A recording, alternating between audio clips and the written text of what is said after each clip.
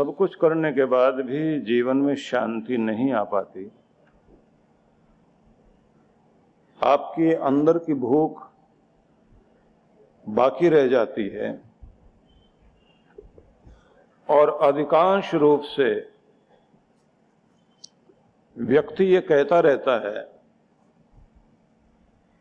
कि जीना आया नहीं हमको। कुछ वे भी होते हैं जो ये कहते हैं कि भगवान अगर तू फिर से मौका दे तो फिर मैं जो गलतियां अब की हैं दोबारा दोहराऊंगा नहीं और एक अच्छी बेहतर जिंदगी जीऊंगा। कुछ का ये कहना होता है कि हम अच्छा जीवन जीना चाहते हैं लेकिन दुनिया जीने नहीं देती, परिस्थितियां फिर से हमें मजबूर कर देती हैं जिसके कारण हम फिर गलतियां कर बैठते हैं और जीवन में दुख भोगते हैं। तो हमारे बस में तो कुछ नहीं है। कुछ का ये भी कहना है कि करने कराने वाला तो भगवान है, हमारा बस कहाँ चलता है, हम तो कठपुतली हैं। तो थोड़ा ध्यान से आप लोग सुनना, और इस सुनाने का मतलब भी एक है। जैसे आपकी सोच बन जाती है जिंदगी उसी तरह से जीने लग जाते हो। इसलिए ज्यादातर लोग जैसे वातावरण में पलते हैं, जैसे लोगों से जीना सीखते हैं, उसी तरह से उनका व्यवहार शुरू हो जाता है। तो सबसे पहले तो ये जान लीजिए, जब सूरज निकलता है सवेरा होता है, लेकिन आपका सवेरा तब होता है जब आप जागते हैं, भले ही सूरज पहले निकल आया हो। तो इसका मतलब क्या हुआ, आपकी उम्र कितनी भी हो गई हो, जब आप जाग गए और जब होश संभाल ली, बस वहीं से आपकी जिंदगी शुरू मानी जाएगी।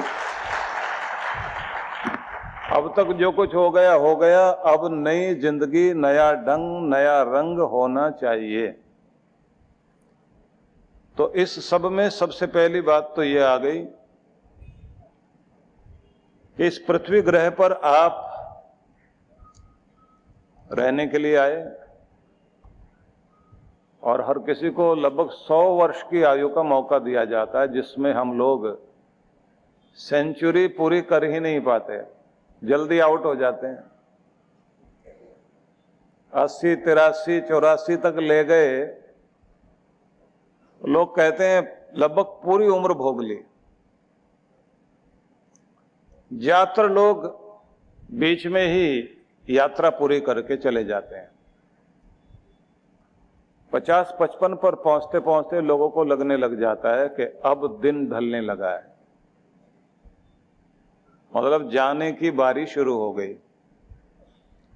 कुछ वे भी होते हैं कि वो अपने साथ अपने ही उम्र से बड़े लोगों को भी, छोटे लोगों को भी शमशान घाट में अंतिम संस्कार करके आएंगे और उसके बाद भी मन में ये सोचते हैं इसी का नंबर आना था, हम तो भी रहेंगे। वो ऐसे सोचते हैं जैसे परमानेंट ही इस दुनिया में है। तो सबसे जरूरी चीज ये है कि जब तक आप इस दुनिया में हैं, आपका शरीर आपका साथ दे और ये दुनिया का सुख भोग सके और आपका सहारा बन सके। इसके लिए महत्वपूर्ण बात है कि ये दवाई से ठीक रहेगा ऐसा नहीं है, दुआ से ठीक रहेगा तो भी ठीक नहीं है, इसकी कीमत चुकानी पड़ेगी आपको। तो हर दिन आप अपना नियम बना लीजिए, अपने शरीर को स्वस्थ रखेंगे, व्यायाम भी करेंगे, प्राणायाम भी करेंगे और व्यायाम के तीनों तरीके इस्तेमाल करेंगे। कार्डियो एक्सरसाइज भी चाहिए, शरीर को लचीला बनाने के लिए योगासन वगैरह स्ट्रेचिंग भी जरूरी है, और प्राण शक्ति को, जीवनी शक्ति को बढ़ाने के लिए प्राणायाम भी जरूरी है। तो ये ऐसा प्रवचन नहीं मैं दे रहा हूं, आप सिर हिला हिला के कहें वाह वाह बहुत अच्छी बात है और यहां से उठ के यहीं झाड़ के चले जाएं। ये आपकी जिंदगी के लिए जरूरी चीजें हैं, इसलिए बहुत ध्यान से सुनना। और बूढ़ा है या बच्चा है, सबको अपना ध्यान तो रखना ही पड़ेगा। कोई आपका ख्याल रखने वाला नहीं। जब आप ही अपना ध्यान नहीं रख रहे, दूसरों को क्या पड़ी है भाई। बीमार का, कमजोर का, निर्बल का दुनिया में कोई भी नहीं। और बीमार रोगी को तो कोई पूछता नहीं है। थोड़े दिन की बीमारी तो ठीक है। रहीम ने लिखा ना, रहीमन विपदा हो भली जो थोड़े दिन होए। थोड़े दिन की विपत्ति अच्छी। क्यों, क्या होता है उससे?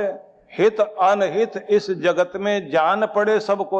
अपना पराया, अच्छा बुरा समझ आ जाता है। और ज्यादा देर विपत्ति पड़ी रह गई, लोग छोड़ के चले जाएंगे। ये ठीक होने वाला नहीं, इसकी किस्मत बदलने वाली नहीं, इसकी बीमारी जाने वाली नहीं, इसका बुढ़ापा आ गया, बीमारी आ गई, अब ये उठने वाला नहीं, छोड़ के भाग जाएंगे। थोड़ा है और थोड़े की जरूरत है तो सब कोई देंगे, और कुछ है ही नहीं, बस आप सहायता कर दीजिए, कोई नहीं देगा। तो क्या समझ में आया? शरीर ठीक रखिए, चलते फिरते रहिए, थोड़ी जरूरत पड़ेगी तो लोग सहायता कर देंगे, लेकिन अगर जरूरत ही जरूरत पड़ी तो कोई साथ नहीं देगा। तो आज से, यहीं से पक्का इरादा कर लीजिए, कुछ भी हो, और किसी के लिए टाइम निकालें ना निकालें, अपनी सेहत के लिए तो टाइम निकालेंगे ही, कुछ भी हो जाए। तो ये पॉइंट तो आपने समझ लिया, लेकिन वायदा भी करना है, क्योंकि ऐसे तो छोड़ेंगे नहीं। ऐसे नहीं छोड़ूंगा आपको, यहां बैठे हो ना। अब आप हर दिन अपना प्राणायाम भी करोगे, सैर एक्सरसाइज करोगे, जब भी टाइम मिले, कैसे भी टाइम मिले, कुछ भी करना हो, जिस चीज को आप जरूरी समझते हैं ना, उसके लिए टाइम निकालते हो। जब आप अपनी वैल्यू समझोगे तो समय निकालोगे, और अगर अपना महत्व नहीं समझोगे तो आप टाइम ही नहीं निकालोगे। और इसी में आपने एक बात और समझनी है, जो अपनी जिंदगी से प्यार करता है वही खुद को अनुशासित रखता है, डिसिप्लिन में रहेगा। उसके सामने उसकी पसंद की जलेबी रखी हुई हो तो एक टुकड़ा खाकर कहेगा बाकी भी ऐसी ही है, इससे ज्यादा नहीं खाने का। एक टुकड़ा क्यों खाया? स्वाद ले लिया। ये पेट भरने के लिए नहीं है। पानी पूरी सामने होगी, एक दो खाई और उसके बाद रख दी और कह दिया कि स्वाद ले लिया। जीभ को बताना था, स्वाद लेना जरूरी था, ले लिया, लेकिन इसका मतलब ये नहीं कि इससे अपने को बीमार करना है। और इससे भी ज्यादा मजबूत वो लोग हैं जिनकी थाली में स्वाद वाली चीजें रखी हुई हैं, लेकिन उनकी सेहत के अनुरूप नहीं है, तो खाएंगे नहीं, हाथ जोड़ देंगे और कहेंगे नहीं ये नहीं चाहिए। क्या पसंद नहीं है? बोले पसंद बहुत है। क्या थोड़ा सा खा लीजिए? बोले ललचा तो बहुत रही है ये, लेकिन खाएंगे नहीं। जिसने इतना अनुशासन अपना लिया तो इसका मतलब वो अपनी जिंदगी को बहुत प्यार करता है, वो अपनी कद्र करता है। तो ये भी आपको याद रखना है। इसके लिए मैं आपका हाथ नहीं खड़ा कराऊंगा, ये तो आपको खुद ही अपने ऊपर ध्यान देना है।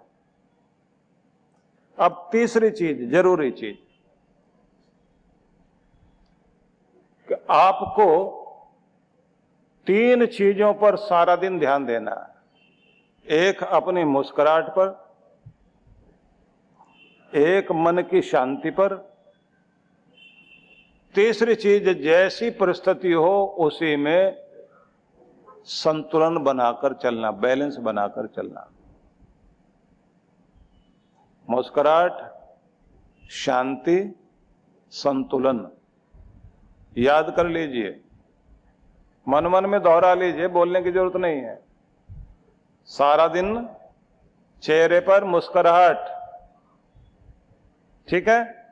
दूसरी चीज हुई मन में शांति और संतुलन। संतुलन मतलब बैलेंस बनाना, कैसी भी स्थिति क्यों ना हो जल्दी खुद को संभाल लिया करें, इसकी आदत डालनी है। ये आदत बन गई तो आप जीत गए, खुशहाल हो गए। बैलेंस तो आपको करना ही पड़ता है, थोड़ी देर में करना पड़े तो वो अलग बात है, जल्दी कर लें तो बहुत अच्छी बात है। कुछ भी हो मन को आप शांत कर लें, फिर से संतुलन में आ जाए। माइंड का बैलेंस बिगड़ जाए तभी तो गुस्सा ज्यादा आएगा ना। संतुलन नहीं हो तो लालच में ललचा जाओगे, बैलेंस नहीं बना पाए तो आप उधर झुक जाओगे जिधर नहीं जाना चाहिए। अब जिन बच्चों को कहते हैं ना पढ़िए बैठकर, तो किताब खोली, एक पन्ना पलटा और किसी दोस्त का फोन आ गया, पिक्चर लगी बहुत अच्छी वाली, टिकट लेकर आया हूं। वो कहता नहीं पढ़ना जरूरी है क्योंकि एग्जाम का टाइम चल रहा है, पिक्चर तो आती जाती रहेगी। बोले नहीं पहला शो है और 3 घंटे की तो बात।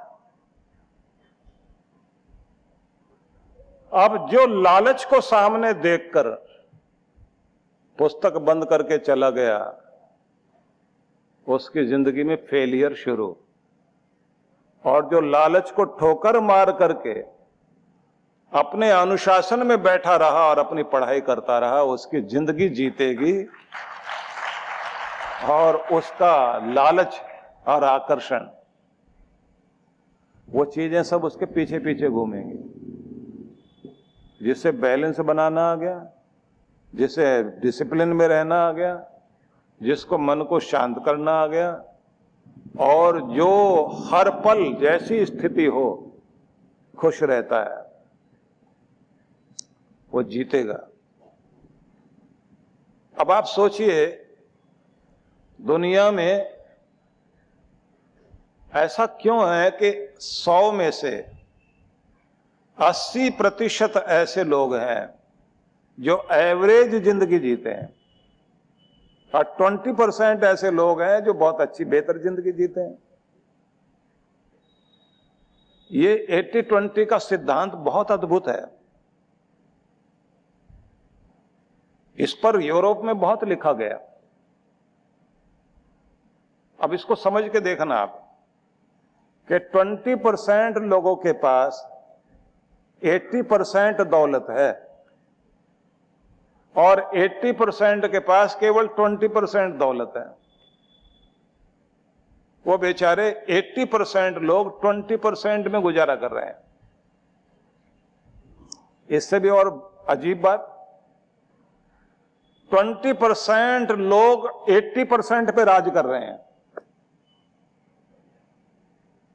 20% लोग 80% पे राज कर रहे हैं और 80% के पास 20% अधिकार है। इसे घुमाते चले जाइए, बहुत लंबा सिद्धांत है। अब इसी में एक बात और मजे की है, 80% टाइम आपका ऐसे बेकार जाता है जो जिसमें आप काम करते हैं वो सिर्फ 20% में इतनी सारी चीजें करते हैं। और अगर आप 60% टाइम में ठीक ढंग से मूड में आकर काम करने लग जाएं, तो जैसे गांधी जी का मैंने उदाहरण दिया कि छोटे से आयु के भाग में इतना काम कर गए जितना दूसरे लोग 300 साल जी कर करते, तो ऐसे आप भी कर सकते हैं कि थोड़े टाइम में इतना बड़ा जीवन जी कर जाएं जैसे विवेकानंद, छोटा जीवन उनका, छोटी सी उम्र में चले गए। भगत सिंह की आयु ज्यादा नहीं थी पर उनका नाम कोई भूल नहीं सकता।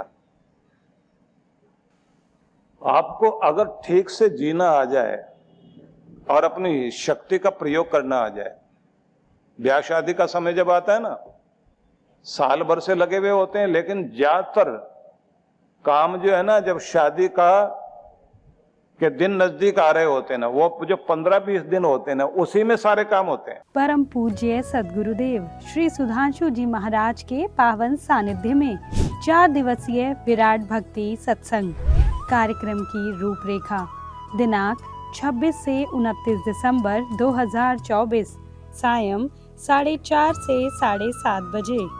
विशेष गुरु मंत्र दीक्षा 29 दिसंबर प्रातः 11 बजे। स्थान ललित कला तोरणम पब्लिक गार्डन नामपल्ली हैदराबाद। आयोजक विश्व जागृति मिशन हैदराबाद मंडल।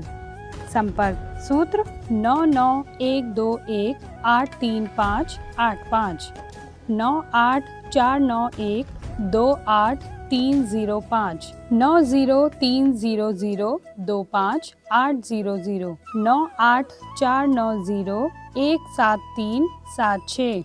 वृद्धजनों एवं जरूरतमंद भक्तों के लिए सत्संग स्थल पर व्हीलचेयर उपलब्ध हैं। आप सपरिवार सादर आमंत्रित हैं।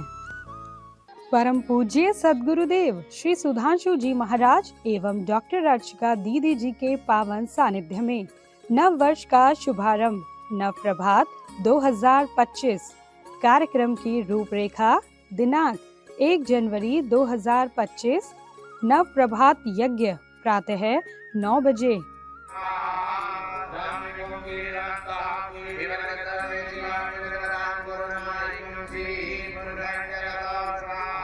शोभा यात्रा प्रातः 10 बजे। शिवालय प्रांगण में दिव्य सौभाग्य उदय प्राप्ति पाठ प्रातः 11 बजे। भजन एवं सत्संग प्रातः 11:30 बजे। स्थान आनंद धाम आश्रम बक्करवाला नई दिल्ली। आयोजक विश्व जागृति मिशन नई दिल्ली। संपर्क सूत्र। अधिक जानकारी के लिए संपर्क करें। आप सपरिवार सादर आमंत्रित हैं। इस्पात नगरी भिलाई में होने जा रहा है शिव ज्ञान गंगा महोत्सव। परम पूज्य सद्गुरुदेव श्री सुधांशु जी महाराज एवं डॉक्टर अर्चिका दीदी जी के पावन सानिध्य में दिनांक 2 से 5 जनवरी 2025 कार्यक्रम की रूपरेखा शुभारंभ 2 जनवरी सायं 5 से 7:30 बजे। 3 से 5 जनवरी प्रातः 9 से 11:30 बजे। सायं 5 से 7:30 बजे। विशेष मंत्र दीक्षा 5 जनवरी प्रातः 11:30 बजे। स्थान जयंती स्टेडियम मैदान सिविक सेंटर भिलाई जिला दुर्ग। आयोजक विश्व जागृति मिशन भिलाई दुर्ग मंडल। संपर्क सूत्र। आप सपरिवार सादर आमंत्रित हैं।